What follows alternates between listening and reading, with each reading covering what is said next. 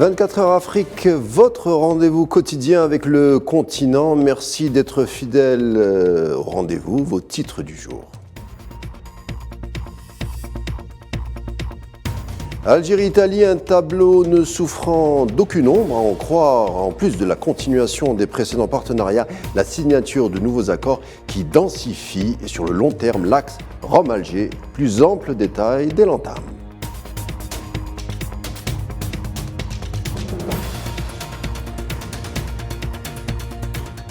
Indésirable au Mali, en République centrafricaine et dernièrement Burkina Faso, seul le Niger, le Tchad et la Côte d'Ivoire comptent encore sur elle. L'armée française devient-elle le problème au Sahel au lieu de la solution avec la nouvelle génération de dirigeants montants? Élément de réponse en milieu d'édition.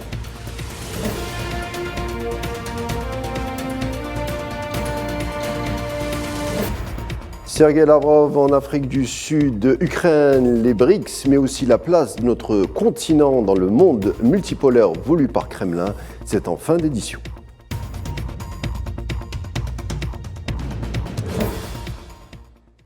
Alger-Rome convole. La présidente du Conseil italien, Giorgia Meloni, arrivée hier au sein de notre capitale, est reçue en audience par le président de la République, Abdelmadjid Tebboune, dans la journée. Soulignons que l'Algérie est la première escale à l'étranger de la carrière de femme d'État de la chef du gouvernement italien. Un voyage entrepris donc par l'Italienne qui contredit les doutes sur la volonté du nouvel exécutif de poursuivre la politique de son prédécesseur, Mario Draghi. Giorgia Meloni, pourtant de tendance droite nationaliste, arrive. L'enjeu énergétique oblige à transcender les tendances partisanes en donnant plus de poids au partenariat stratégique entre les deux vis-à-vis pays de la Méditerranée. La coopération économique algéro-italienne ne cesse d'évoluer, se distinguant par la réalisation des projets communs dans divers secteurs d'activité, ainsi que par un volume des échanges en constante évolution, qui passe de 8 milliards de dollars en 2021 à 16 milliards de dollars en 2022.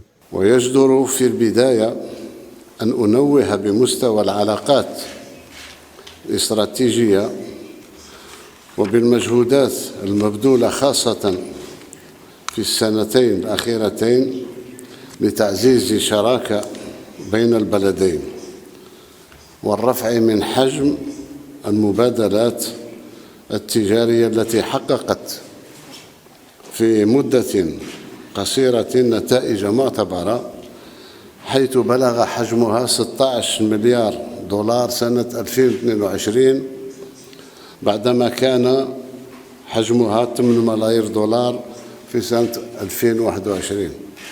Dans le domaine énergétique, Alger envisage de renforcer sa position de partenaire stratégique de Rome. جددت للسيدة ميلوني حرص الجزائر على تعزيز مكانتها كشريك استراتيجي لإيطاليا في المجال الطاقوي والتزامها بدورها كممول موثوق على الصعيدين الإقليمي والدولي وكذا الأمر بالنسبة للاستثمار الصناعي بإيطاليا في الجزائر. À l'occasion du 20e anniversaire de la signature du traité d'amitié, de bon voisinage et de coopération, Alger et Rome ont signé 4 mémorandums d'entente dans plusieurs secteurs, dont 2 accords entre Sonatrach et l'italien Eni. Il y a un objectif d'augmenter les exportations énergétiques algériennes vers l'Italie, donc de l'Algérie vers l'Europe, et la possibilité d'étudier le transfert du gaz existant, ainsi que la réalisation d'un nouveau gazoduc qui permette également de transporter l'hydrogène. Absolument, l'Algérie a la priorité, c'est notre partenaire le plus stable, le plus stratégique. Il y a aussi un câble d'électricité sous-marin et le gaz liquéfié, et c'est sur cette base et stratégies que nous œuvrons ensemble pour trouver des solutions utiles pour affronter la crise énergétique. Ce 3e déplacement date en une année qu'effectue le premier responsable du gouvernement italien en Algérie revêt une importance particulière et suppose certainement un approfondissement des relations bilatérales entre les deux pays.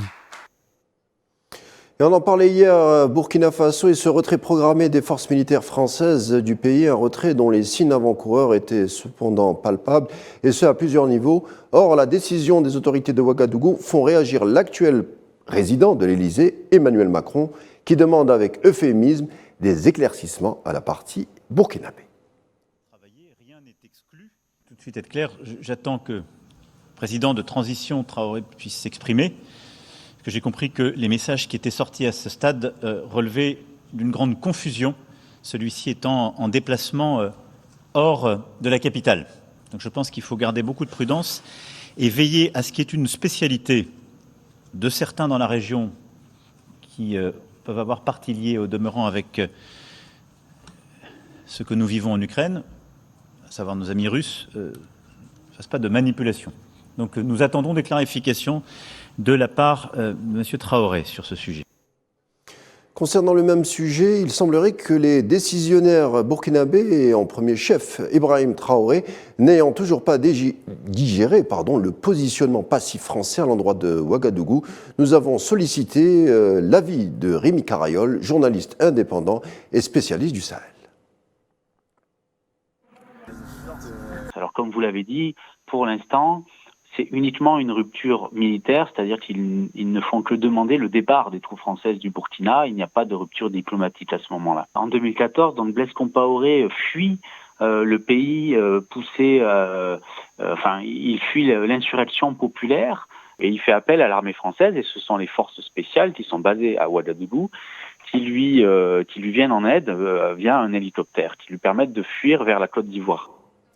On l'observe donc, l'échiquier français dans cette zone sahélienne, notamment au Mali, Centrafrique et Burkina Faso, subit quelques ébranlements. Verra-t-on d'autres pays agrandir la liste des contradicteurs de Paris? On rappelle présentement qu'il reste 7 grandes bases des troupes françaises sur le continent. Pour l'instant, il n'y a pas vraiment d'éléments qui puissent permettre de dire que tel ou tel pays va imiter le Mali, le Burkina et la Centrafrique. Mais c'est une possibilité qu'on ne peut pas évacuer parce qu'on a bien vu que ces dernières années, il s'est passé beaucoup de choses qui étaient difficilement envisageables dans cette région. Sergueï Lavrov, le ministre des Affaires étrangères en visite en Afrique du Sud, reçu par son homologue Naledi Pandor. Il s'agit de la deuxième visite de Lavrov en Afrique en 6 mois après l'Ouganda et l'Égypte en juillet dernier. L'Afrique du Sud fait partie des quelques pays du continent ayant résisté aux pressions occidentales visant à condamner la Russie et a défendu donc sa position neutre concernant le conflit en Ukraine. Le chef de la diplomatie russe, Sergueï Lavrov, est en visite de travail en Afrique du Sud, où il devra rencontrer les plus hautes autorités du pays, avec à leur tête le président Cyril Ramaphosa. À l'occasion d'un point de presse commun avec son homologue sud-africain Naledi Pandor, les deux parties sont revenues sur la profondeur historique des liens qui unissent les deux États. La ministre des Affaires étrangères sud-africaine a exprimé la solidité des relations politiques qu'entretiennent Moscou et Pretoria, et ce, depuis l'époque de la lutte pour la libération et contre l'apartheid.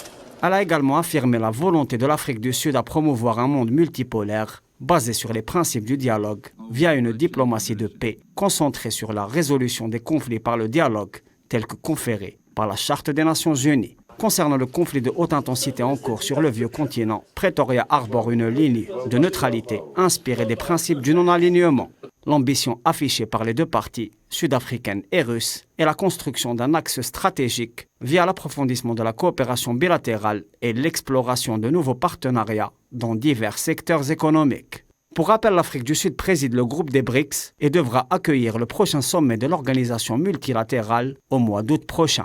L'axe Pretoria-Moscou partage avec d'autres grands acteurs internationaux comme le Brésil et la Chine l'objectif du rééquilibrage des relations internationales à travers l'émergence de nouveaux blocs géopolitiques afin d'accompagner les transformations globales en cours. À ce propos, dans une conjoncture politique et économique instable, des manœuvres militaires réunissant les forces navales sud-africaines, russes et chinoises auront lieu le mois prochain au large des côtes de Richards Bay et de Durban, plus grande structure portuaire d'Afrique australe. Ces exercices, qui verront la participation du navire russe Amiral Gorchkov, regrouperont des militaires des 3 pays et ont pour objectif déclaré le renforcement de la coordination et le partage des expériences et des connaissances opérationnelles entre les 3 formations militaires.